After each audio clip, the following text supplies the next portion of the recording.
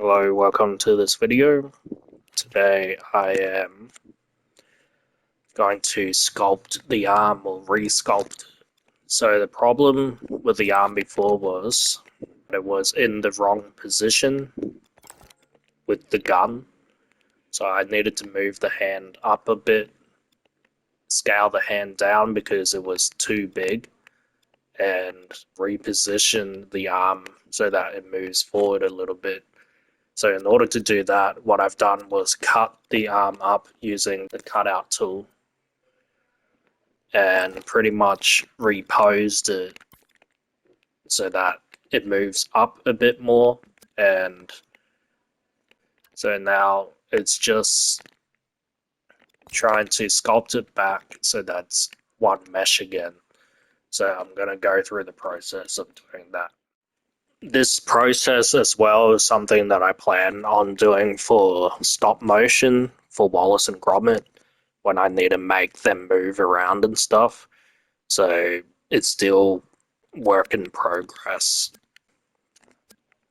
So you can see the new arm position is here, and I need to sculpt it so that it goes into that arm position. So basically what you want to do is keep pressing triangle to delete all of the spheres that you've made without losing too much volume. And it's just basically going in and spamming triangle, and you can see my imp is glowing red from how much I'm pressing triangle. Pretty much erase everything that you did. I just need a clean slate to work with. So now it's just resculpting the arm. So I'm just thinking about the volume and try to make it flow.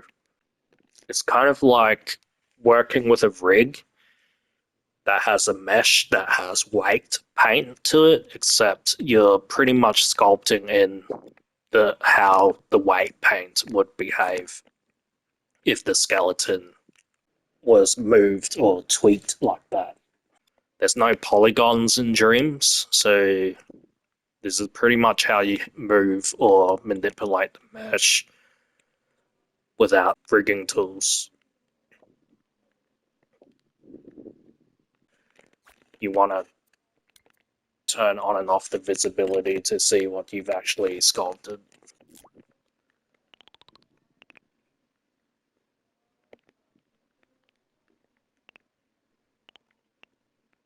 So I am working from reference as well with an actual model of Ellie open in Blender. It's an invaluable reference, but the model isn't exactly in this kind of pose. So yeah, that's part of like the art, I guess. And now it's just pretty much, it's almost like tracing something that you already did. So that gray area is like a volume cloud, and you're just trying to keep it within that boundary as much as you can. And that's how you can move a model around without losing its shape. And then yeah, once you have it in place, it's just connecting the dots and trying to judge it by your own eye as well, how it could connect. Yeah. So might tweak this a little bit more so it's more closer to what I have placed. And it's just moving it bit by bit like this and try to keep it smooth. Turning it on and off, checking to see if it's in the zone.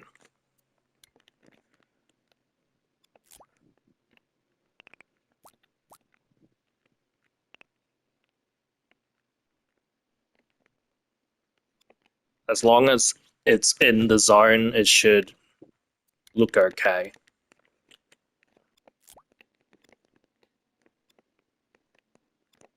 I have my camera sensitivity in Dream set to 1, which is the lowest camera movement. That's how I can get it to move really slowly and try to be more precise with stuff. I'm just going to press R3 to play through the dream and press R1 to hide the gun. I like to attach certain things to logic, press play to toggle certain elements on and off when I need to focus on different layers. So right now I don't need to see the sketch, I don't need to see the hair or the costume blocking. I'm just focused on refining this sculpt. So I'm just going to hide the gun, hide everything else, and then go in and refine it. You can also toggle between whether you want it grayed out like this or something else like this. So if you go to dream shaping and go moderate, go back, it's not completely grayed out, but it is blurred out. It still has its color. But then if you don't want it to blur out at all, you can go to dream shaping again, go minimal, and then there's no blurring out. Something else you can do to make it easier is go surface snap. So go into new sculpt, make it like a completely different color. You can also go smear shape with this.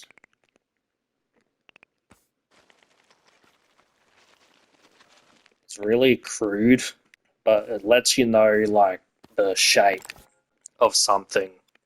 I then hide this and then go sculpting. And now I can judge better and do something without being obstructed.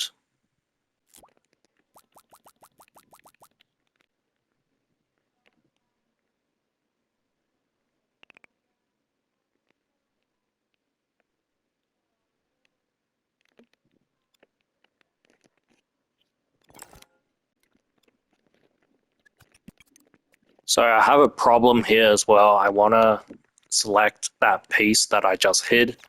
I closed the window and I can't, I don't want to make changes like this. So what I can do is add a switch like this, add a keyframe, just move it out of the way with the keyframe, attach it, and now just select this, so open it, and then delete the keyframe, and now I got this selected. So now I can bring it back up, turn on the visibility, and there you go. And this is just to check whether it's inside that cloud. Something else we can do is convert it to a painting, and then turn the opacity down, make it a completely different color, and that also can help sculpt as well. So yeah, that's just a few of my tips on how to shift a current sculpt that you got to another position. Maybe there is an easier way to do it, like actual rigging it up and making the seams seamless. But yeah, that's currently the only way that I know how to do it in Dreams. And I'm going to be continuing this technique to redo the arm and the ears. If somehow the Lord gave me a second chance at that moment,